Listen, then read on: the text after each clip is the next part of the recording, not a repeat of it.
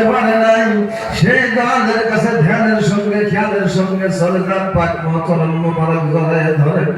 মুখ পরে তাকায় তাকায় ডাকতে থাকেন, বাবা যারা আমার মতো হতভাগা মুরিদ, আমার মতো হতভাগা আপনার দরবারে কেউ হইতে পারে না।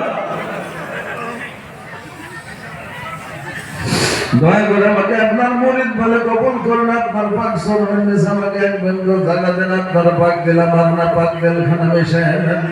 আপন মুর্শিদের পাক দিলের সঙ্গে না পাক দিল মিশায় দিয়ে খেয়ালের সঙ্গে চলে যান সেই এনায়েতপুরের জমিনে, সেই এনায়েতপুরের জমিনে আমার দয়াল দরদি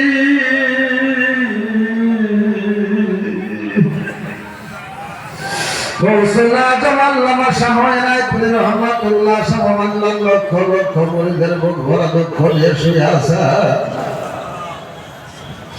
ওই দয়ালের দেশে চলে যান, যে দয়ালের রওজার কাছে গেলে এখনো মনে হয় জিন্দা পীর আমার কবরে ঘুমাই আছে।